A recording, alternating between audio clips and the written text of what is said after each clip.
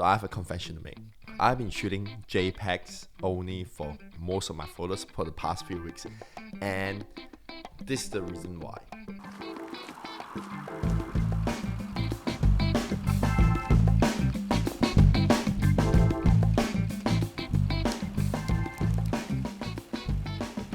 So this little fancy camera is the Fujifilm X100 Mark V, and this camera has been sold out and it's been on high demand since last year, and people have been selling their cameras with a markup of extra 30%, which is crazy. Let's dive into why I personally love this camera and why do I only shoot JPEG with this camera, and I'll show you all the settings that I do on this camera.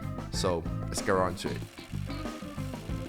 So the Fujifilm X100 Mark V, it's a really analog, rustic build kind of camera. Everything feels very good and premium in hands. It has a metal body frame build and everything just looks classy. It's an APS-C fixed lens camera, which means that you have a crop on the camera and also you can't change lens. The built-in lens is, if I'm not mistaken, is 28mm f2, which is equivalent to a full sensor of like 35mm and f2.8. What makes this camera so sought after? Well, personally, I think it's because of the film recipe.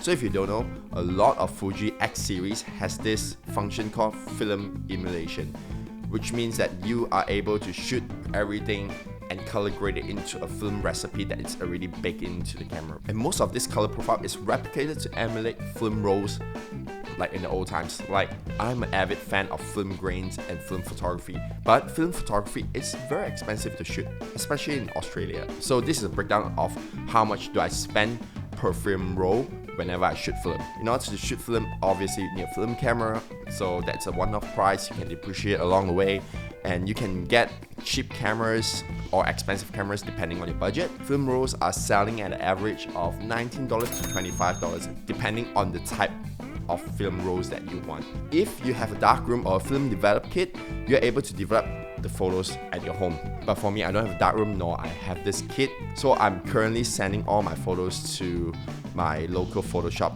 to develop the photos. So to develop a photos and to scan it on high resolution, it cost me another $20. So average, I spend around $40 to $50 per film roll. Depending on the film roll itself, it's either like 24 shots or 36. And my favorite film roll is a Portra 400, so it's like 36 rolls. You know, in 36 frames, some work, some doesn't, so it's like hit and miss.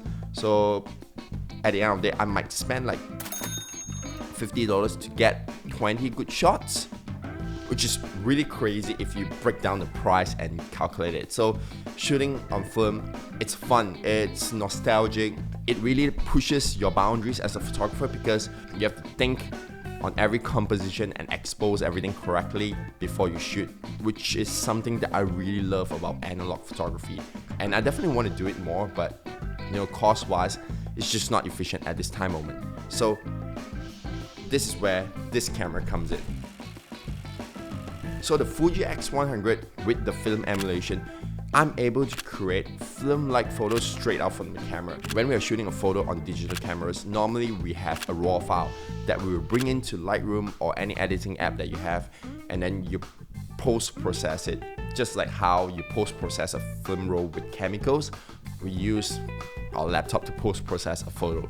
But having this camera and its film recipe inside is just a game changer, because now I'm able to shoot a photo and export it to my phone straight off from the camera. As someone that uses professional gear all the time to do all the shoots, and don't get me wrong, I love all my cameras, I just want to find something that separates what is work and what's leisure photography for me, because I want to enjoy photography like how I used to enjoy photography. But as you journey along the career, there are times where when I look at my gear, I just feel like that's work.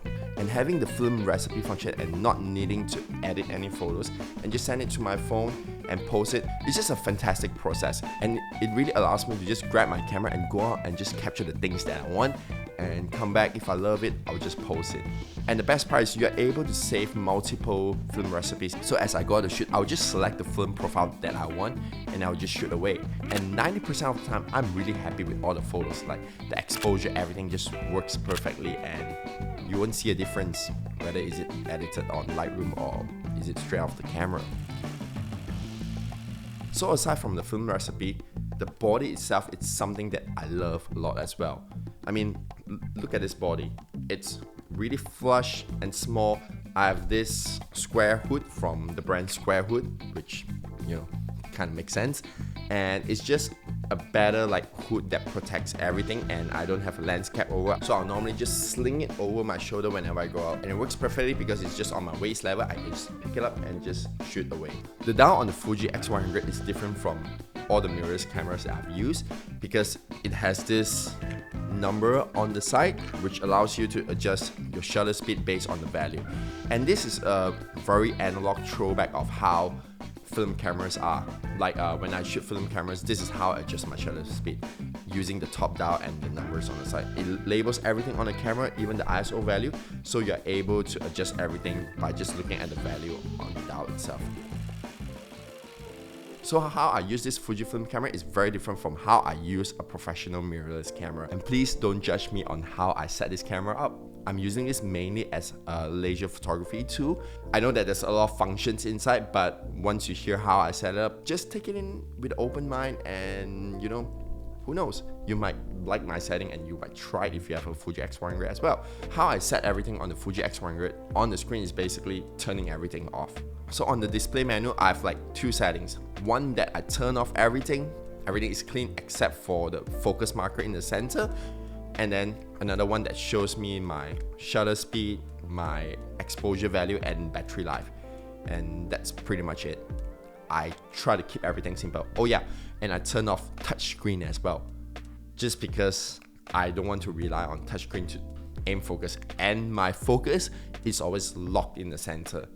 Now you might think that I'm a psychopath or I'm crazy for doing that, but you know, this is how I use my film camera. When I want to lock on to focus, I'll always pan the camera to the subject that I want to focus, adjust the focus manually, and then just come back to the frame that I want and snap away, because I want to replicate how a film camera works in this camera. On this camera, I still use the back button focus. I turn off the half button focus, and then I would turn off the function on this dial to adjust the aperture and shutter speed, because in the Fuji X100 you have this manual aperture ring. I pretty much adjust everything in a very analog way right out from the camera, so I can see all the values that I'm using when I'm shooting. And this helps me to be more conscious of my camera setting based on the composition I want. For instance, if I'm using my Portrait 400 profile, I'll put my ISO to 400, and then I'll adjust my shutter speed and also my aperture to expose the subject properly. Like film, your film roll, it's your ISO, it's the exposure rate that you have, so you have to work with it. So I'm just restricting myself using all these values to create that film photography experience, if that makes sense to you. And so far, it has really made me fall in love with photography all over again, just because shooting with this camera is so intentional. Every shot is thought through properly before I press the button. So this Fujifilm X100 Mark V is a 26 megapixel camera. So when I'm shooting, even on a high-res JPEG, everything looks really nice. So let's say, for instance, if I really want to edit the JPEG on this Fuji X100, I can still edit it. Maybe not too much on the color grading thing, maybe just adjusting some exposure value. I can still do that on Lightroom, and it doesn't really crush anything. All the color profiles is really baked in, and that's the color profile that I want. I'm not gonna mess around with the color profile.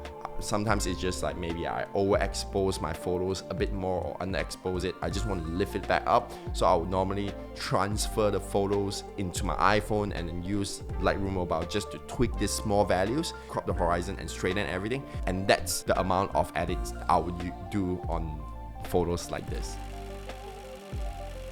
And also, I've used this on professional shoots before. So I have a few clients that wanted portrait shoots for me, and I took this camera out alongside with my Canon R5 and I shot a couple of photos. Obviously, when you're shooting a Canon R5 with like the 2870, the shallow depth of field, you know, the separation is definitely gonna look better than the Fuji X100. But shooting with the Fuji X100 on JPEG, it has a different vibe to it and still looks really good and really sharp. And none of my clients have complained about like, oh, this photo comes from this camera, so it doesn't look nice. So I would say if you're really in a pinch and you know your professional camera just failed on you, or like if you want to do some professional artistic work with this camera, it works.